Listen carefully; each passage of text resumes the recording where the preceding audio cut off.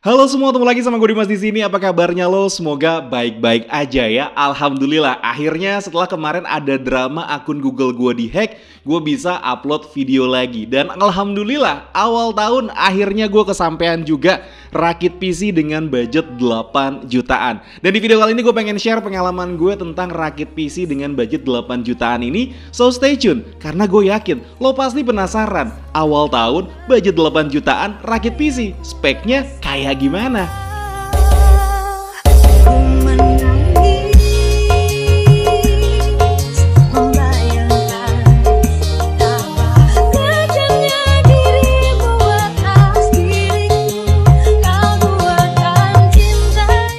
Oke, gue spill langsung aja harga PC yang gue rakit ini. Dari total keseluruhan komponen yang gue beli buat PC ini, total harganya adalah 8.878.000 dan itu belum termasuk monitornya. Gue belinya di Enter Komputer bukan karena di endorse, tapi karena harganya paling oke menurut gue dibanding toko komputer lainnya.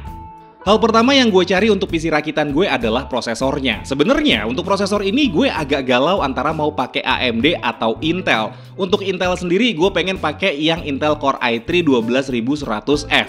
Iya, dengan budget segini gue udah bisa dapetin Intel Core i3 generasi ke-12. Tapi, karena kebutuhan gue untuk render video, akhirnya gue jadi pilih prosesor dari AMD, yaitu AMD Ryzen 5 4500. Karena punya performa multicore yang lebih baik dari Intel dan cocok untuk render video. Untuk harga dari prosesor AMD Ryzen 5 4500 polosan ini adalah 1.500.000. Beda 100.000 dari Intel Core i3 12100F di harga 1,6 jutaan. Untuk motherboard, karena gue udah mutusin pakai prosesor AMD, jadi motherboardnya juga yang untuk prosesor tersebut. Di sini gue pakai motherboard buatan ASRock, yaitu ASRock B550M HDV yang punya DDR4 dan punya slot USB 3.2. Sebenarnya bukan itu alasan gue pilih motherboard itu. Awalnya pas gue mau rakit PC ini di toko online Enter Komputer juga punya paket PC rakitan dengan harga 8 jutaan, tapi dengan spek yang kurang untuk kebutuhan gue. Di paketan PC rakitan itu dengan harga 8 jutaan lo bakal ditawarin pakai motherboard ASRock B450. Gue lebih pilih yang B550 karena motherboard ini udah support untuk prosesor AMD 5000 series. Jadi kalau gue mau upgrade nggak perlu ganti motherboard lagi. Untuk harga dari motherboard ASRock B550 HDV ini gue beli dengan harga 1.239.000. Oh ya, di sini gue mau disclaimer dulu ya, kalau gue itu sebenarnya nggak paham tentang komputer dan juga nggak tahu tentang dunia rakit-merakit komputer. Nah, karena gue nggak tahu, akhirnya gue sempet nanya sama temen gue yang emang tukang rakit PC dan direkomendasiin PC dengan harga 8 jutaan. Tapi pas gue cek kok kayaknya agak kurang ya. Pas gue cari tahu sendiri pun di Enter Komputer PC rakitan dengan harga 8 jutaan itu dikasih VGA-nya adalah GeForce GTX 1650. Untungnya gue datang langsung ke toko Enter Komputer dan setelah gue konsultasi, gue disaranin pakai yang lebih tinggi sedikit, yaitu Galaxy GeForce GTX 1660 Ti 6GB DDR6 One Click OC yang udah punya dual fan. Balik lagi, karena jujur gue nggak tahu tentang VGA, gue beranggapan dengan angka yang lebih tinggi, gue mikirnya ini lebih baik dari 1650 yang ditawarin sebelumnya. Untuk VGA ini adalah komponen paling mahal di PC rakitan gue yang gue beli dengan harga 3.600.000. Sekarang kita bergeser ke power supply. Untuk masalah daya ini gue sebenarnya nggak butuh daya yang gede-gede banget untuk saat ini. Untuk PSU ini gue langsung oke dengan rekomendasi dari pihak sales Enter Komputer, yaitu pakai power supply dari Seasonic S123500 yang punya daya 500 watt. Setelah gue main ke tempat temen gue yang punya PC rakitan juga, ternyata dia juga pakai PSU ini, dan setelah gue lihat-lihat, orang rakit PC juga kebanyakan pakai PSU ini. Gue nggak tahu alasannya kenapa, mungkin karena emang PSU ini lumayan bagus dan juga harganya terjangkau. Oh ya, untuk harga dari PSU yang gue pakai ini adalah 650.000. Untuk masalah penyimpanan, di sini gue cuma pakai satu penyimpanan aja, yaitu SSD dengan kapasitas 512GB. Gue ceritain sedikit tentang SSD ini. Balik lagi ke paketan PC rakitan yang ditawarin sama Enter Komputer dengan harga 8 jutaan itu. Mereka nawarin SSD dengan kapasitas 256GB. Sebenarnya untuk kebutuhan nyimpen video 512GB pun kurang, apalagi 256GB. Tadinya gue pengen pakai SSD 128GB aja, dan untuk penyimpanannya gue mau pakai harddisk minimal 1TB. tapi ternyata pas dihitung-hitung harganya jadi bisa tembus 9 jutaan. Ya udah, akhirnya gue putusin untuk pakai SSD 512 GB aja dari Ballista, yaitu Paradox Gaming Ballista SSD 512 GB M.2 NVMe 2280. Untuk harganya sendiri gue beli SSD ini dengan harga 530.000. Sebelumnya temen gue yang suka rakit PC itu nawarin gue PC dengan harga 8 jutaan tapi dengan RAM single channel 8 GB, dan untuk yang dual channel 16 GB itu harganya bisa tembus 9 jutaan.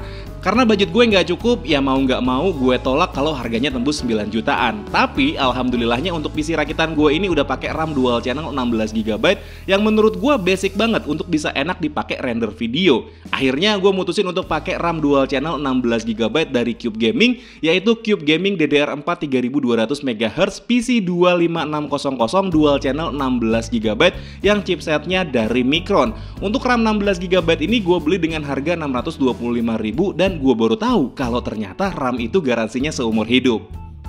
Sebenarnya gue pengen banget pakai casing yang punya RGB, tapi istri gue kurang setuju, norak katanya. Lagi pula untuk casing yang punya RGB itu harganya emang lumayan mahal, di atas 400.000.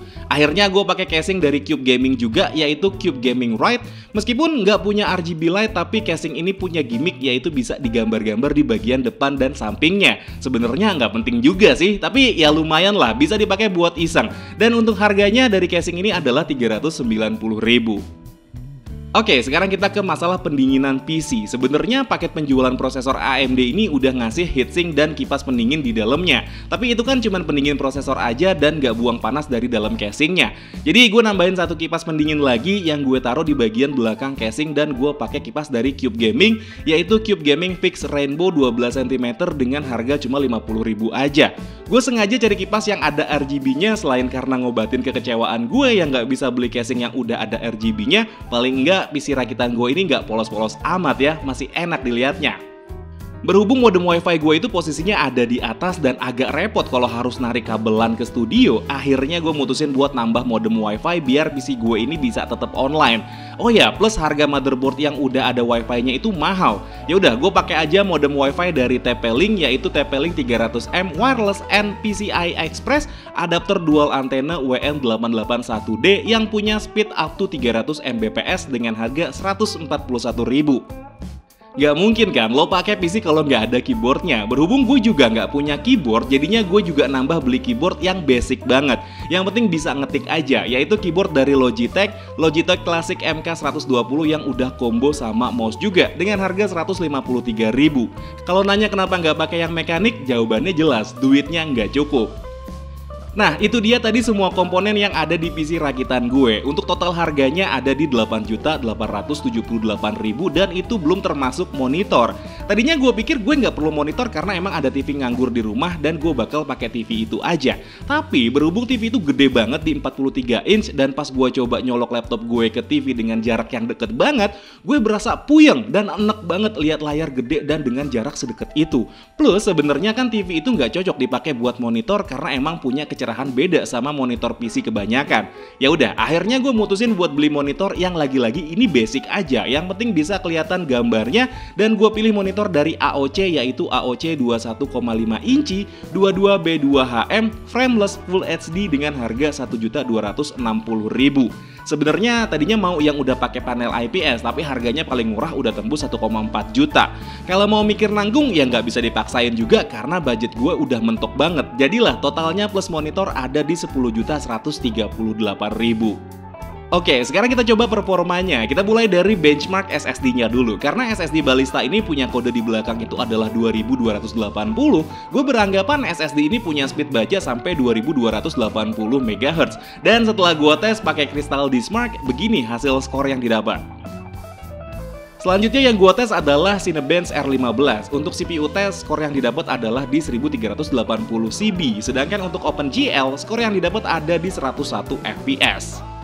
Sekarang kita tes untuk Geekbench 5, dan PC ini gua tes di mode balance aja. Skor yang didapat ada di 1151 untuk single core-nya dan 5517 untuk multi core-nya. Sedangkan untuk GPU OpenCL testnya PC ini bisa dapat skor di 65.200-an poin. Seperti yang udah gue info sebelumnya, kalau gue beli PC rakitan ini adalah untuk editing. Gue tes render video 1080-60 fps di Adobe Premiere Pro dengan durasi video 7 menit. PC ini bisa tuntas dalam waktu 1,5 menitan aja. Menurut gue untuk waktu segitu udah sangat cukup dibanding laptop gue sebelumnya yang render bisa 1 jaman lebih dengan durasi dan kualitas video yang sama.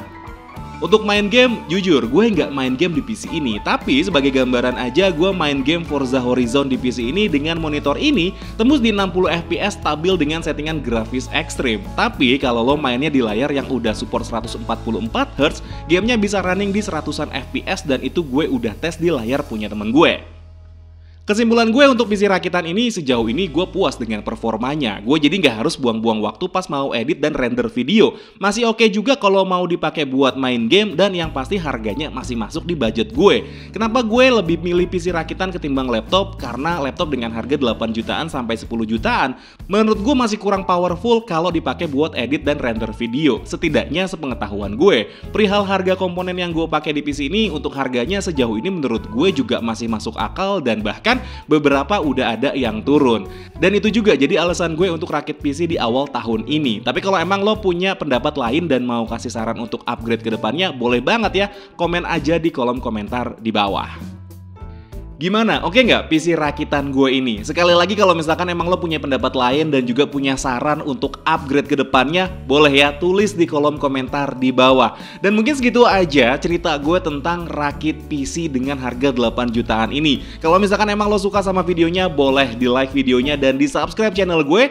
Tapi kalau misalkan emang gak suka, boleh di dislike aja. Akhir kata gue Dimas undur diri, sampai ketemu lagi di video selanjutnya. Assalamualaikum warahmatullahi wabarakatuh. Dadah!